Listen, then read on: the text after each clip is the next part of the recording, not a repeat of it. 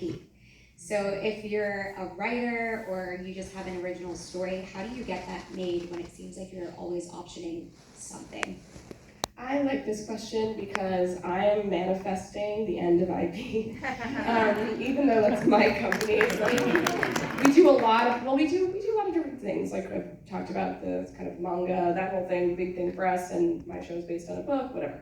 I also made a show for Apple called Physical that was a half-hour dramedy. That's just like a super original weirdo idea from a writer who had, something for over 10, 15 years of her life she wanted to write. And she did, and it's like one of my proudest things that I've gotten made, not just because it was original, but because I love the show, and it's weird, and it came from her weird mind, and now she's gonna write something new that's original. I just bought something original the other day from Talented Writers who pitched me literally a log line, my boss and we were like, yes.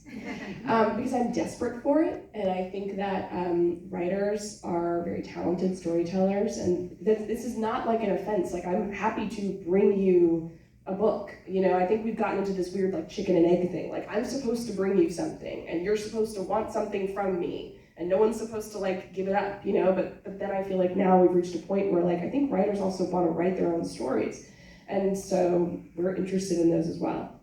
Yes, IP is a thing. It's a thing. But there's also a lot of places that have a lot of it already, and they have their own, these big companies. Warner Brothers has theirs, Universal has theirs, everyone has theirs. And so there's room for original. I'm manifesting. Also, shout out to Julia Cox, who is a BU alumni, who just sold a massive original idea in a massive bidding war. So it happens, like last week. That's set on BU campus too. Yeah, it is. Is it really? Yes, it is. Oh yeah, it was so good.